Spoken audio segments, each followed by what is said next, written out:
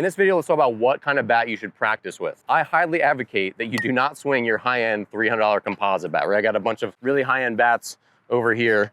And if you've shelled out good money for a high-end composite softball bat, these do have a finite shelf life. The composite fibers, the more you hit them, they slowly start to break down over time and they will eventually crack. Every composite bat will eventually crack. It's not a knock on them, it's just how the technology is. That said, you want to break in your composite bats, by using them in practice. Go and hit off the tee, go take some BP, not in a batting cage with the harder dimpled balls, but like with regular balls or practice balls. These are batting practice balls. You want to break them in. That might be 100 swings, 200 swings, something like that. And then just use it in games for the most part. Now, if you're going to work on your swing a lot, you want to have a bat that you're not going to destroy because you're going to take 500, 1,000, 2,000, 3,000 swings over the course of the summer like I do, and you don't want to destroy your game bat that you spent all that money on. So what you want to get is a beater bat. So let's talk about what you want in a beater bat. Number one, you want it to be cheap. So this Easton Redline I bought off eBay for like 60 bucks.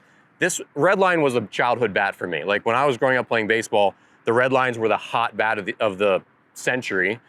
And they were really exciting. So I was like, ooh, I want to swing my childhood bat. So I bought this one on eBay, and guess what? It cracked in the winter because it had probably been used for like 20 years. Like, you don't know what you're really getting with an eBay bat.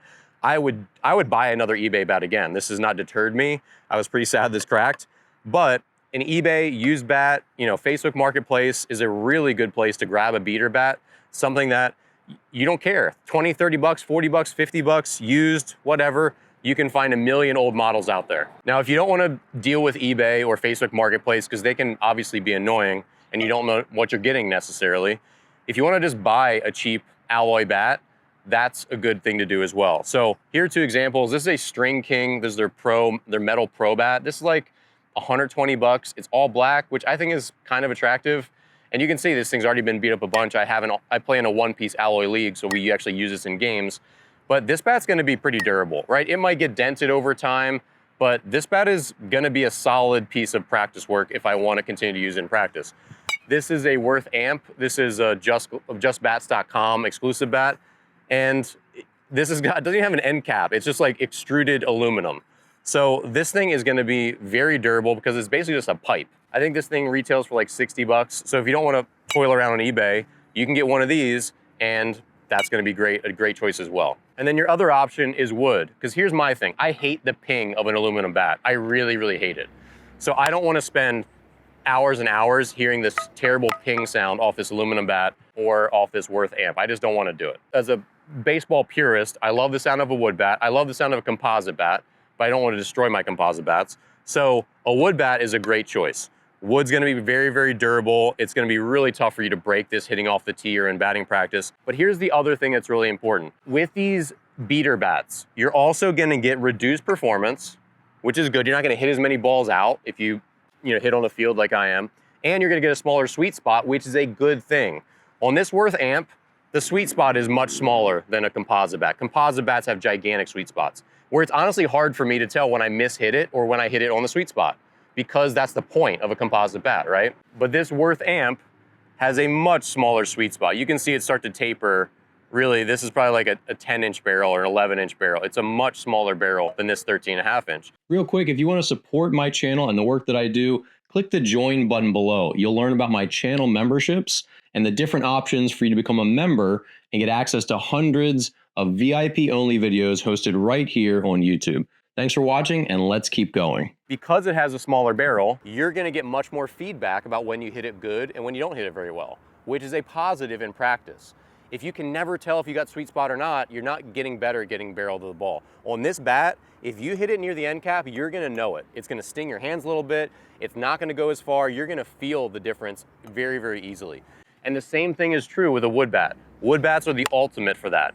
The sweet spot on a wood bat is very, very small. That's why great college baseball hitters, when they get to pro ball and now they're hitting with wood all the time, guys that hit 30 home runs in college now hit 15 in pro ball, because it's so much harder to hit on the sweet spot to hit it out.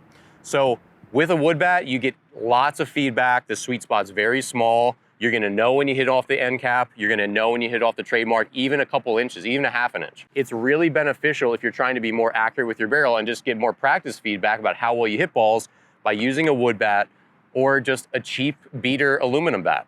So there's a lot of pros to spending on a cheap bat for practice if you can stomach the ping sound, or if you can stomach the little higher price. Like this bat from Phoenix Bats was like 120 bucks. This bat head is real heavy. It's more like swinging a sledgehammer. And this handle is much thicker than a wood bat. You can get different handles and you get different barrel shapes too, but in general, you're gonna dip and you're gonna pop up a lot more, you're gonna hit a lot more balls because of how heavy the head of this bat is. And that's a positive, because then if you're like, okay, I hit 3 or 4 out of 10 with my wood bat in week 1, if by week 4 of consistent practice, you're only hitting 1 or 2, this barrel has really helped you control where your bat head is. And that's gonna, parlay very well into your in-game swinging a composite bat with a gigantic sweet spot and a much lighter swing weight. So hopefully this video was helpful. Obviously, your practice sessions are really important. And look, in slow pitch softball, don't be afraid to practice. Doing the thing is the thing. It's not about in games. No one really cares if you win or lose. You're not gonna be a pro softball player. I don't wanna be a pro softball player. I just like swinging and throwing and running around and being with my friends, and practicing is just as good as being in the game. I love that I get to get out here and do this and swing and just have an afternoon in the sun, well, it's late morning now, where I'm doing baseball things, because I was a baseball kid and I'm still like a baseball grown man. So don't be afraid to practice. Get a beater bat that's not gonna destroy your high-end expensive gamers, right? So don't be afraid to get a beater bat so you can leave your high-end game bat intact, and it will help your practice sessions as you get more feedback from the smaller sweet spot, all right? If you have any questions, leave it in the comments below, and I'll see you here in the next video.